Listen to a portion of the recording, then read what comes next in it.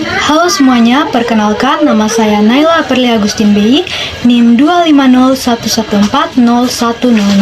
Saya mahasiswa Universitas Nusa Cendana Kupang, Fakultas Keguruan dan Ilmu Pendidikan, Program Studi Pendidikan Guru Sekolah Dasar. Dalam video kali ini, saya buat untuk memenuhi tugas mata kuliah Pendidikan Kewarganegaraan dengan dosen pengampu, Ibu Kevi Taneo, SHMH. Baik, langsung saja pada materinya, yaitu Pendidikan Kewarganegaraan dan Pancasila dalam kehidupan digital saya. Di era digital saat ini, teknologi telah menjadi bagian penting dalam kehidupan sehari-hari. Handphone, internet, dan media sosial digunakan hampir setiap waktu untuk belajar, berkomunikasi, mencari informasi, dan hiburan. Namun, dalam menggunakan teknologi, kita harus tetap menerapkan nilai-nilai Pancasila dan pendidikan kewarganegaraan agar dunia digital menjadi tempat yang aman dan bermanfaat. Saya menggunakan internet setiap hari untuk belajar, berkomunikasi, dan mencari informasi. Teknologi memberikan banyak manfaat karena membantu pekerjaan menjadi lebih mudah dan cepat. Namun, kehidupan digital juga memiliki tantangan.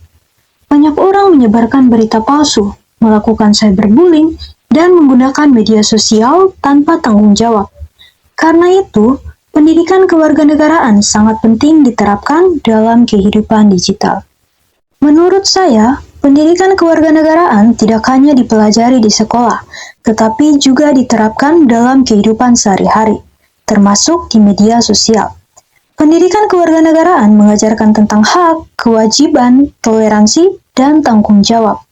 Dalam media sosial, kita harus menggunakan kebebasan berpendapat dengan bijak dan tidak menyebarkan kebencian. Sebagai generasi muda, kita harus menjadi pengguna internet yang cerdas dan beretika.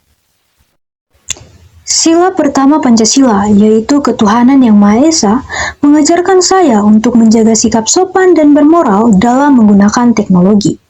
Di media sosial, saya harus menjaga perkataan dan tidak menghina orang lain. Saya harus menghargai perbedaan agama dan kepercayaan yang ada di internet. Walaupun hanya melalui layar handphone, sikap saling menghormati tetap harus dijaga.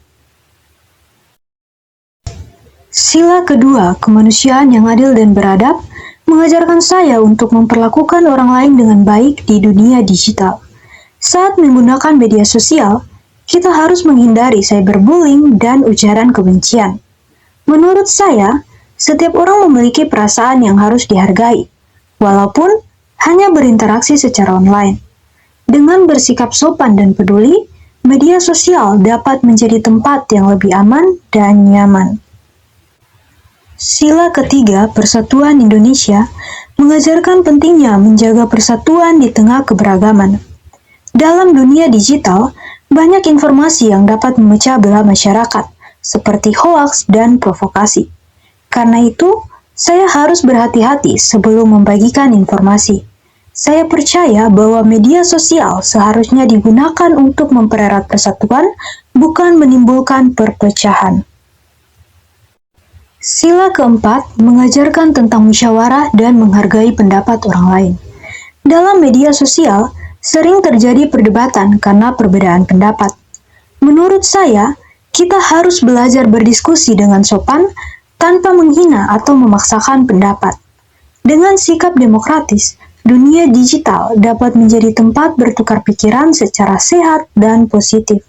Sila kelima, keadilan sosial bagi seluruh rakyat Indonesia, mengajarkan bahwa teknologi harus dimanfaatkan secara adil dan bermanfaat bagi semua orang. Tidak semua orang memiliki akses internet dan pendidikan digital yang sama. Karena itu, saya ingin menggunakan teknologi untuk hal-hal yang positif, seperti membantu teman belajar, berbagi informasi bermanfaat, dan mendukung pendidikan. Dengan begitu, teknologi dapat memberikan manfaat bagi banyak orang. Contoh nyata yang pernah terjadi di Indonesia adalah penyebaran hoaks COVID-19 di media sosial pada saat masa pandemi.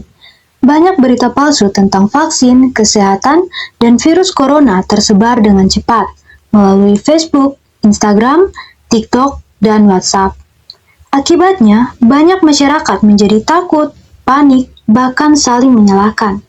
Kementerian Komunikasi dan Informatika atau Kominfo menemukan ribuan hoaks COVID-19 yang beredar sejak tahun 2020.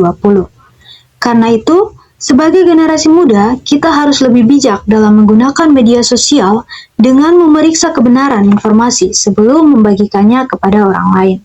Dengan begitu, kita dapat membantu menjaga persatuan dan menciptakan lingkungan digital yang lebih aman. Menurut opini saya, generasi muda saat ini memiliki peran penting dalam menjaga nilai-nilai Pancasila di dunia digital. Teknologi dapat menjadi alat yang sangat bermanfaat jika digunakan dengan baik, tetapi juga dapat membawa dampak buruk jika disalahgunakan. Karena itu, saya ingin menjadi pengguna media sosial yang bijak, bertanggung jawab, dan dapat memberikan pengaruh positif bagi orang lain. Saya percaya bahwa sikap kecil seperti berkata sopan, tidak menyebarkan hoaks, dan menghargai orang lain merupakan bentuk pengamalan Pancasila di era digital. Sebagai generasi muda Indonesia, kita harus mampu menggunakan teknologi dengan bijak dan bertanggung jawab.